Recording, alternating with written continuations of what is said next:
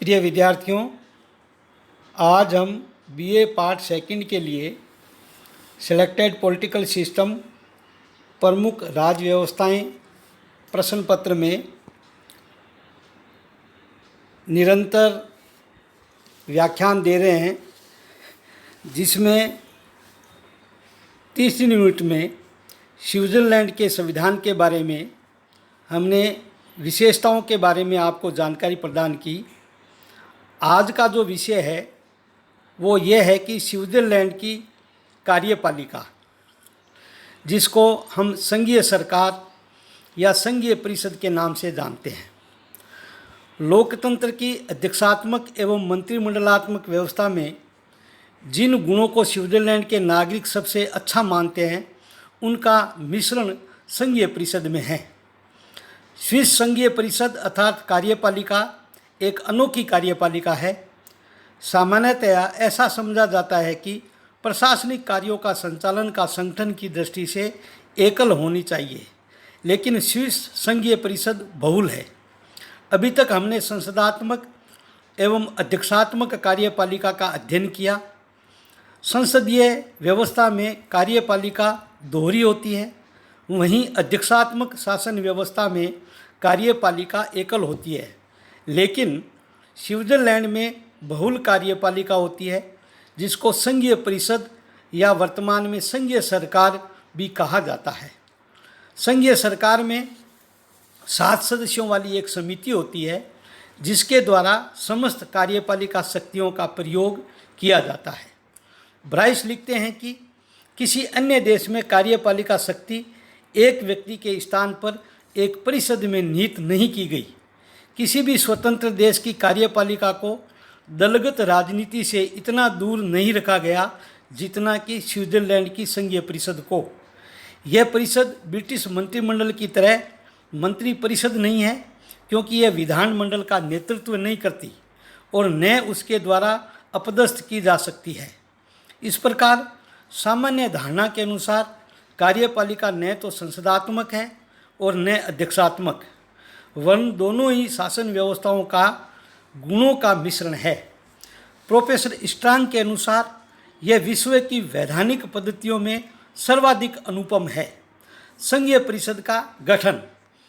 Swiss संविधान के अनुसार स्विट्ज़रलैंड की कार्यपालिका शक्ति 7 सदस्यों की एक संघीय परिषद द्वारा प्रयोग में लाई जाती है। संघीय परिषद का चुनाव संघीय सभा के दोनों सदनों के संयुक्त अधिवेशन में से करते हैं। संघीय परिषद को दलीय राजनीति से मुक्त रखने के लिए सभी दलों को राजनीतिक प्रतिनिधित्व दे दिया गया है। कैंटोनों में सभी कैंटोनों के प्रतिनिधित्व का भी ध्यान रखा जाता है। निर्वाचन विधि में यह भी कानून व्यवस्था है कि रक्त संबंध तथा वैवाहिक संबंध के आधार पर निकटतम संबंधियों को संघीय परिषद का सदस्य नहीं बनाया जाता है। स्विट्ज़रलैंड में यह भी परंपरा है कि जूरिक एवं बर्न कैंटन से सदैव ही संघीय परिषद के प्रतिनिधि चुने जाते हैं। इस प्रकार जर्मन भाषा के आधार पर 4, फ्रेंच भाषा के 2, इटालियन भाषा का 1 सदस्य होता है। इस प्रकार यह कहा जा सकता है कि स्विस संघीय परिषद में विभिन्न राष्ट्रीयताओं और जातियों को प्रतिनिधित्व देने की व्यवस्था की गई है। संघीय परिषद का कार्यकाल। परिषद का चुनाव 4 वर्ष के लिए होता है। इसे इस अवधि से पूर्व हटाया नहीं जा सकता।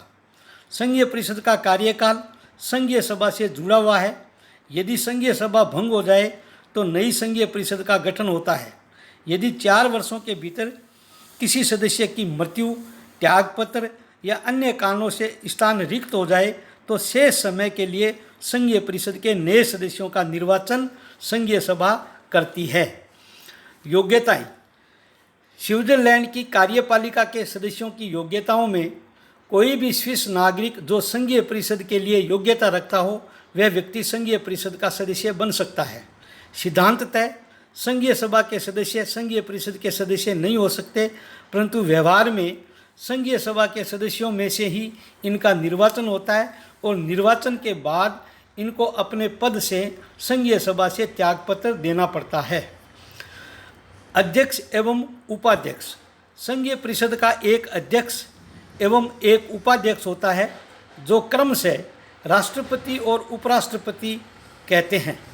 संघीय सभा के दोनों सदन अपनी एक संयुक्त बैठक में संघीय परिषद के 7 सदस्यों में वरिष्ठता के आधार पर 1 वर्ष के लिए अध्यक्ष चुनती है।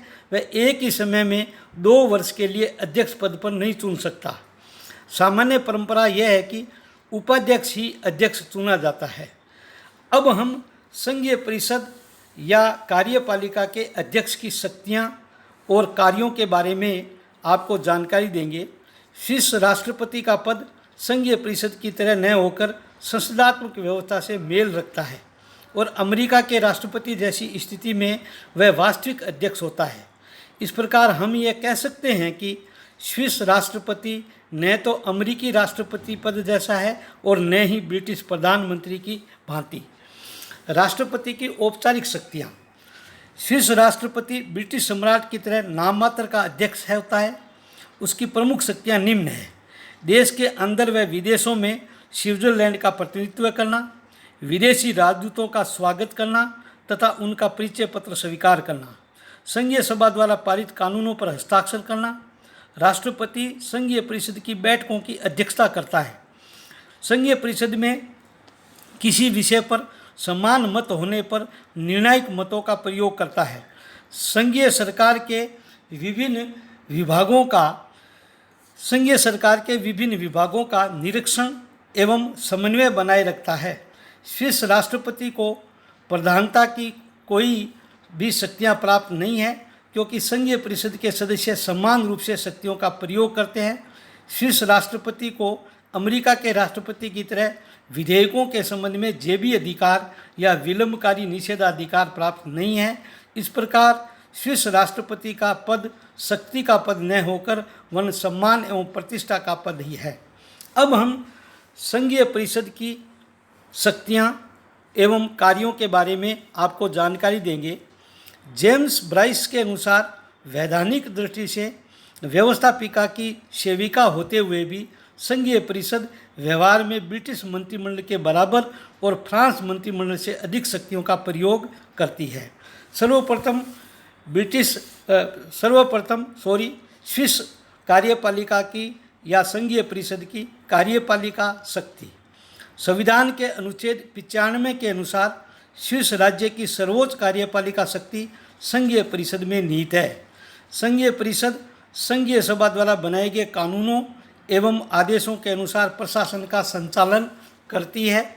संघीय परिषद को ऐसी नियुक्तियां करने का अधिकार प्राप्त है जो संघीय सभा और न्यायालय के द्वारा अन्य किसी को स्वतः प्राप्त नहीं है।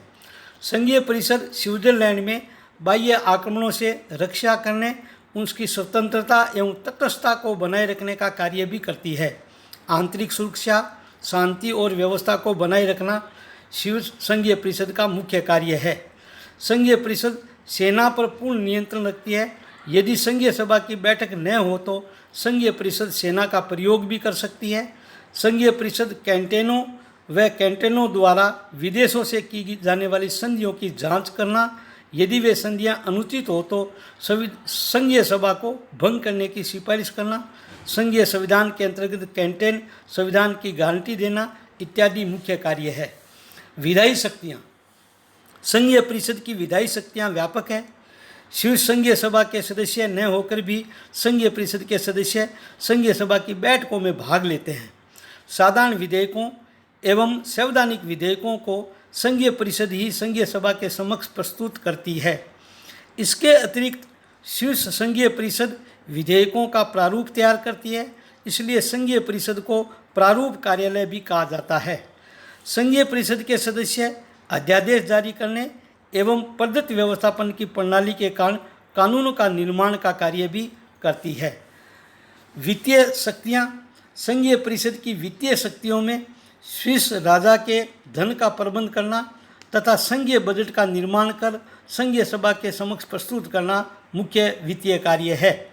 इसके अतिरिक्त आय व्यय का लेखा जोखा रखना तथा संघीय सभा द्वारा स्वीकृत व्यय की देखरेख करना। न्यायिक शक्तियाँ। जहाँ अन्य देशों में जो कार्य संघीय एवं प्रशासनिक शक्तियों का प्रयोग न्यायालय करते हैं, वहीं स्विट्जरलैंड में संघीय परिषद संविधान की व्याख्या करने का कार्य करती है। जैसे संघीय परिषद विभिन्न विभागों के निर्णयों के विरुद्ध अपील सुनता है। दूसरा कार्य कैंटेनों के विरुद्ध अपील सुनती है। इसी प्रकार कैंटेनों के मध्य व्यापार संबंधी झगड़ों का निर्णय भी संघीय परिषद करती है। अंत में संकटकालीन शक्तियाँ। संविधान ने संघीय परिषद को कोई संकटकालीन शक्तियाँ प्रदान नहीं की है, परंतु संघीय सभा द्वारा प्रदत्त संकटकालीन शक्तियों का प्रयोग अवश्य करती है। संघीय सभा ने देश की तटस्थता की रक्षा के लिए वे सभी प्रकार के अधिकार संघीय परिषद को सौंप दिए हैं। लावेल ने ठीक ही लिखा है कि संघीय परिषद राष्ट्रीय रूपी घड़ी की बड़ी कमानी है, जो यह निश्चित रूप में राष्ट्रीय शासन का संतुलन चक्र है। आज यहीं लेसन समाप्त होता है। इस प्रकार हमने आपको सभी विद्यार्थियों को संघीय परिषद या स्विट्जरलैंड की कार्यपालिका के बारे में, उसका गठन कैसे होता है, कार्यपालिका के पदाधिकारी तथा उसकी शक्तियों के बारे में आपको जानकारी प्रदान की। जय हिंद, जय भारत।